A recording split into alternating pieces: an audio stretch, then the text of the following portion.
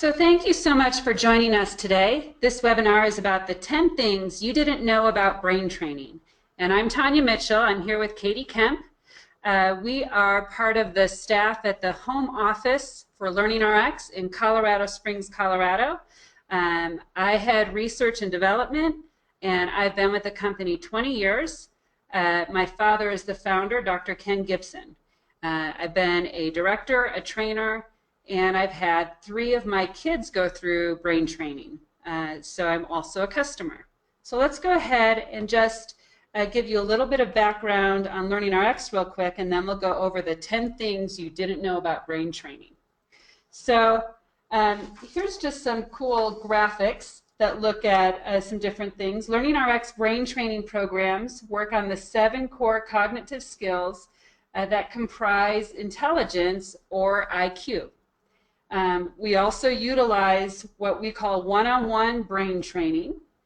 Over the last 20 years, we have worked with over 95,000 clients, and our students range in age from 4 years to seniors, or 94, as we like to say. LearningRx programs have been built on 35 years of research, and there are over 20 studies that are completed or ongoing with the LearningRx methodology of brain training. In our latest controlled study, the LearningRx treatment group saw a 21-point IQ increase. Okay, so to begin, I'd like to just ask everyone what their first thought is when I say brain training. Or what are some of the things that you've heard about brain training? Or maybe a different question, what is something you would like to learn about brain training?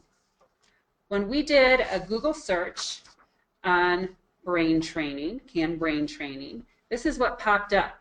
Can brain training help dementia? Can brain training make you smarter? Can it improve memory? Does it work? Does it work for ADHD? Does it actually do anything? And so these were the biggest search results on Google. So, to start with, our top 10 list here, brain training works best one-on-one. So how many of you at some point in your life decided to get physically fit by yourself? Maybe you purchased a calorie counting app or a set of DVDs from an infomercial you saw, or maybe a piece of equipment for your home. In fact, how many of you have this in your house right now? We all know that trying to create big change in your life by yourself is very difficult, even when you know what to do. So in a recent study, 2 groups of men were put into identical 12-week strength training programs.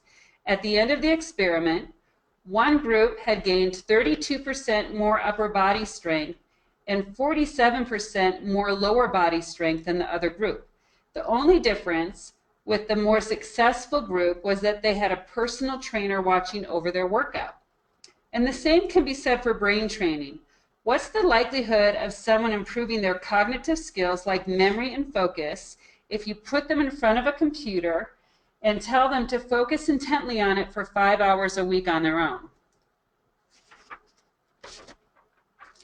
The likelihood is that the student will get frustrated, probably would stop working on the program and find something else to do. And I don't know if any of you guys have computer apps, brain training apps on your phone, but I enjoy them as well. What I find is I like to focus on the things that I sort of enjoy doing, and when something gets difficult, I get pretty bored quickly. So imagine a struggling student who has poor memory and focus, and you want to get him some help. Options are maybe some academic tutoring, which will focus mainly on content, digital brain games, which lacks the personal attention and accountability, or one-on-one brain training. One-on-one brain training or training ensures that there is intensity, and it causes the student to push through the difficulty rather than giving up. So that's our number 1. Number 2, brain training is not brain games. There is a big question. Do brain games work? In fact, when we did a search, there were 15 million Google results. In the past, you may have heard or read that brain training games may not work, but one-on-one training is different from brain games like Lumosity. There's also been a big debate. In 2014, 69 scientists spoke out against brain games, the digital brain games. 127 scientists rebutted their statement with one of their own saying that the scientific community shouldn't be so quick to make a decision. With more research, more scientists are understanding the benefits of effective brain training like LearningRx. And so in this independent peer-reviewed study, you can see the difference between LearningRx one-on-one training and digital alone training. And if you want to see more about this study and some of the studies I'm going to show on the webinar, we do have a client outcomes booklet that you can download directly from learningrx.com. Let me add that when we have combined one-on-one with our own digital training, we have gotten good results. It was just the digital alone that lacked significant results. And you can see the digital alone here was just a little bit better than control. Number 3, brain training improves IQ. So when someone talks about intelligence, what types do you think of? You may think about left, right brain, emotional, or social intelligence. Sometimes people will talk about visual or kinesthetic learners. But today, we will discuss cognitive intelligence, which is IQ.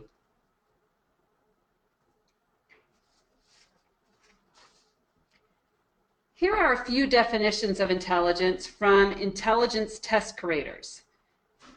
The last definition is from the Cattell-Horn theory.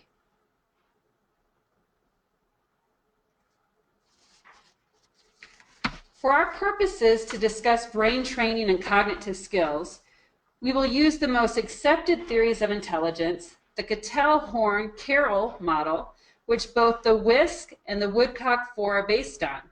So when you test for IQ, or what Woodcock calls GIA, you would test 7 core cognitive skills. And to discuss the 7 core skills, which good brain training would be based on, we will use our learning model.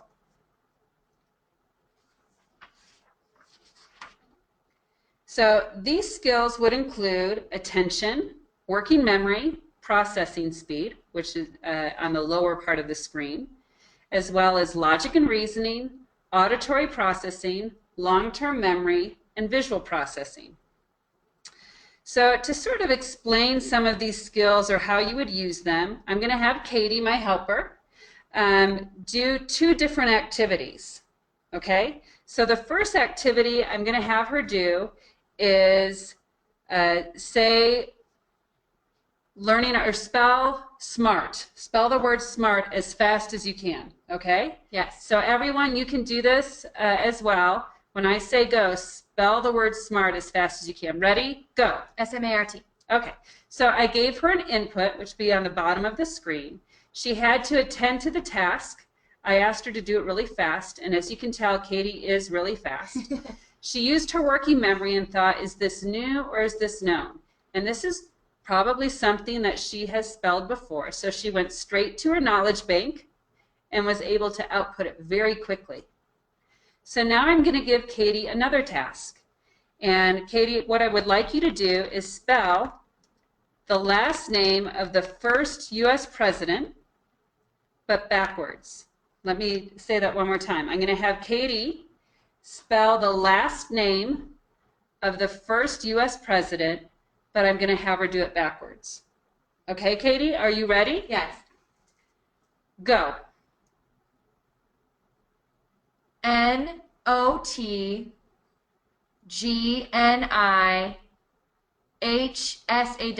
Good. Okay. So the first president of the United States was George Washington. His last name was Washington. And then I asked her to spell it backwards. So let's go ahead and look at the input. So she was given a task. She still had to attend to it. I asked her to do it fast or use her processing speed. And you can tell that on that task she was much slower. She used her working memory and thought, is this new or known? And parts of it were known. She probably remembered that the first U.S. president was George Washington.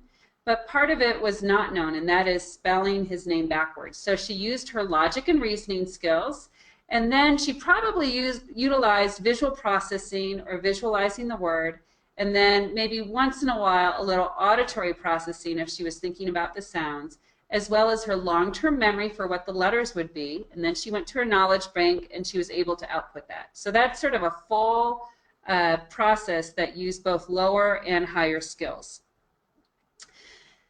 The point of all these skills is that depending upon what activities we do in our life, these different skills are very important.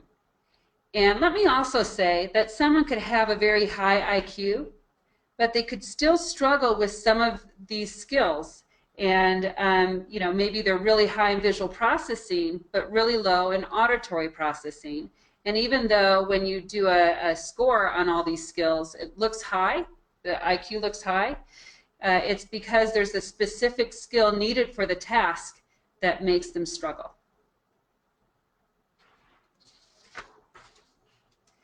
But if we look at improvements in IQ, if we look at an average change in the last 5 years with LearningRx clients, when we focused on training these skills, our average client had a 15-point increase in IQ.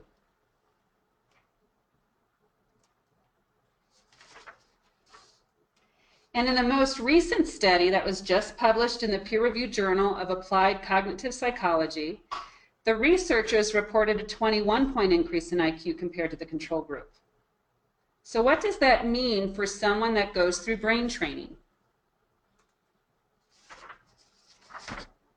Well, in the controlled study, participants started at a mean score of 103, which would put them at an average IQ. And they finished with a mean score of 124, which put them at a superior IQ.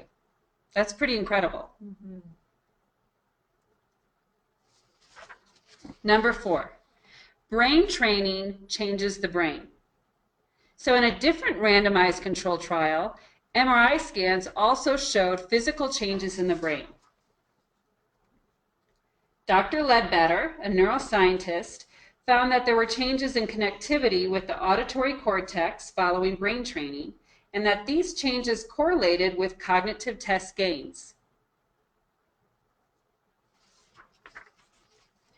Dr. Ledbetter also said that although this type of research is in the early stages, she reported that brain training changed the efficiency of the brain.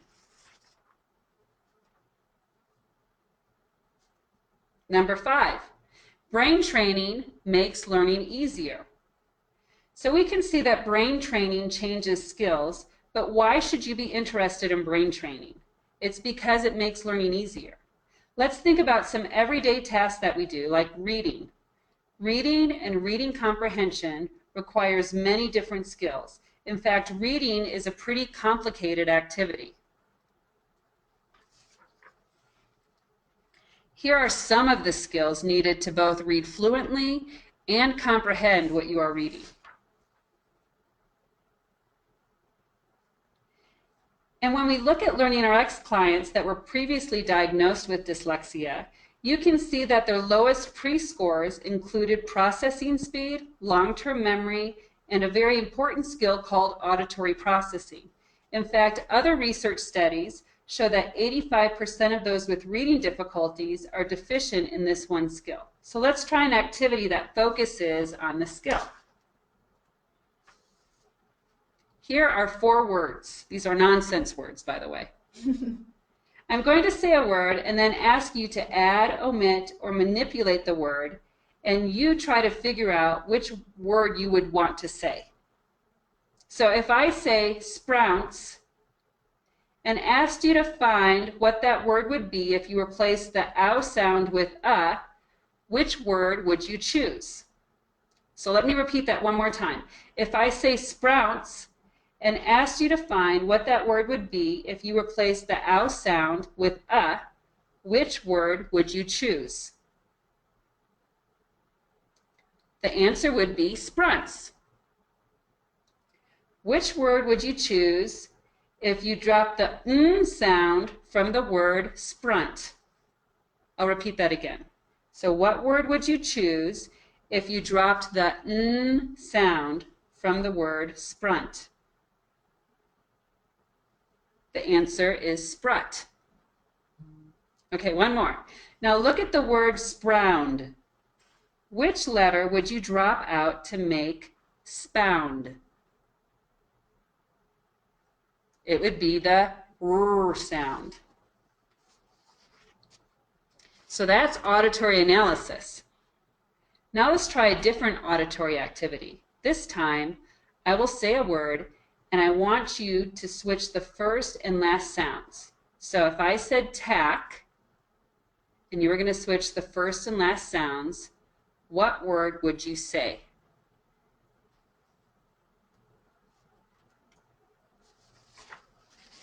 If you thought cat, you would be correct.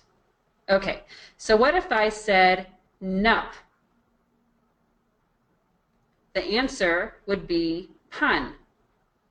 Or how about pill? The answer would be lip. So now we will do the same thing, switching the first and last sounds, but this time I will give you 3 words while you listen. Ready? Nuss, fun, and net.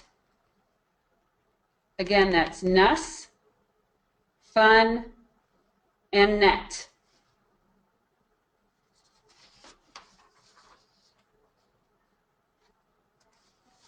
Did you think sun, nuff, and 10?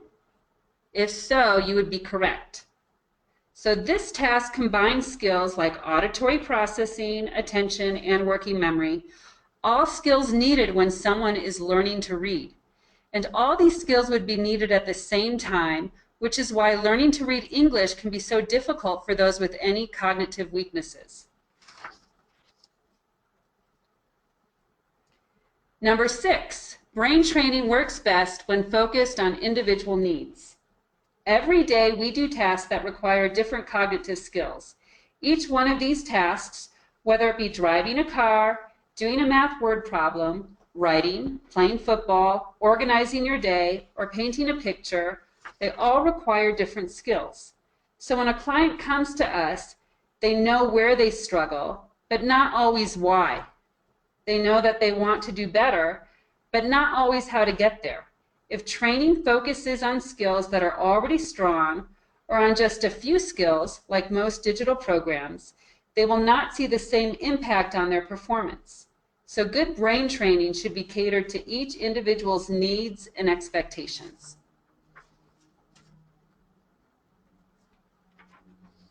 So we've looked at skills for reading, but as you can see, math also requires multiple skills. If someone is having difficulty in math, any of these cognitive skills could be weak, making math much more difficult. Let's try an activity that requires some logic and visual processing, 2 skills that are very important for math. So in this next task, you will see a design, and I want you to visualize how the individual shapes would need to be placed to create that design. Here the design would require a triangle, parallelogram, and a square to complete the design. I'll give you a few seconds.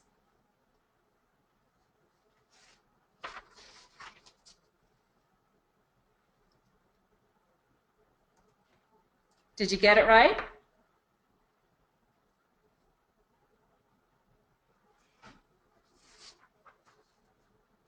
So now you can try to visualize where these shapes are in this design. Let me give you a few seconds to work it out, and then I'll show you the correct answer.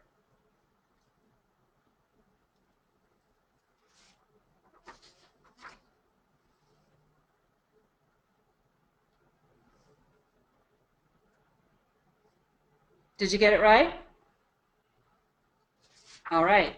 Number 8, brain training makes thinking faster. Imagine how thinking faster would affect someone who has difficulty with timed tests, or how faster thinking could benefit drivers who need to make quick decisions when someone pulls in front of them.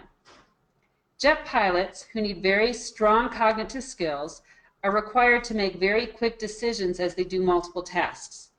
Police officers sometimes need to make split-second decisions.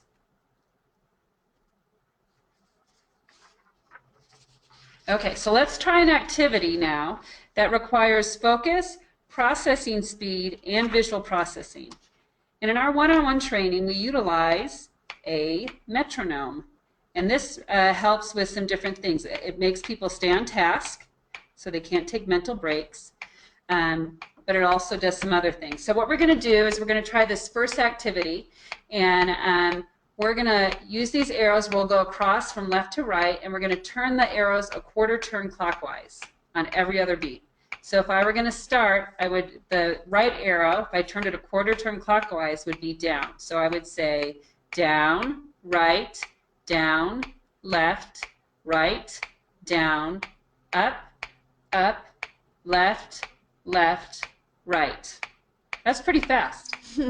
Okay, so Katie and I, what we're going to do is we're going to up it. So one of the higher levels that we have is we're going to do an activity. This really is a workout, by the way, so hopefully you can do this with us. I'm going to turn up the metronome to 160 beats per minute.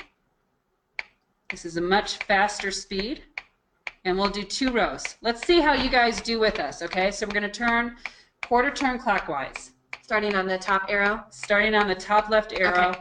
Here we go. Ready, go. Down, right, down, left, right, down, up, left, left, right, up, right, up, down, right, left, down, up, right. Woo! It really is sort of like a mental workout. In fact, if you go through an hour of brain training, you can physically feel your brain working, which it's really a mental workout. And it's very needed to make real change for people. Number 9, brain training helps you perform better. So here's an example of reported better performance. In a controlled study where parents were asked to answer a list of questions before and after brain training, you can see on this graph parents of brain training students surveyed that their child had less difficulty in both academics and oppositional behavior, where the control group's difficulties actually increased. So on this graph, if the line is going down, that's good. And if the line is going up, that's not good.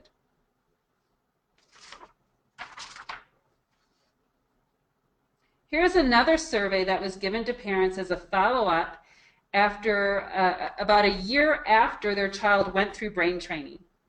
This gives you an idea of how parents felt brain training impacted their everyday life. And this was once again a year after they had completed brain training.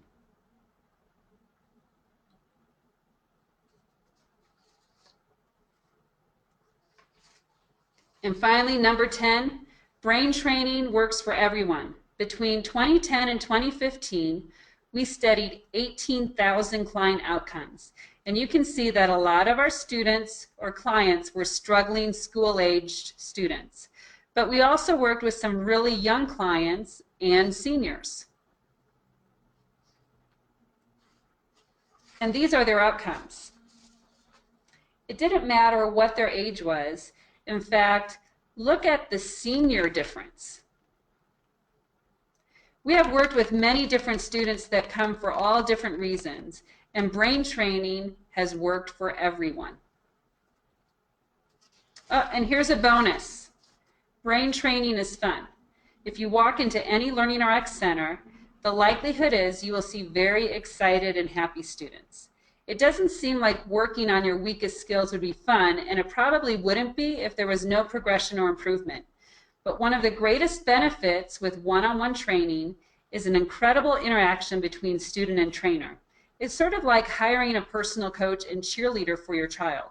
They work together, struggle through difficult tasks, but they also have these great moments of success and reaching levels or goals. And for some students that have rarely had success in their life, it's a chance for them to experience how working through a weakness and not giving up when things get tough can lead to a very successful and fun outcome.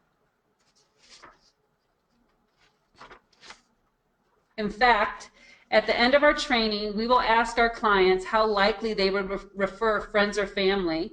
And out of 22,000 clients, our brain training programs averaged a 9.6 of 10.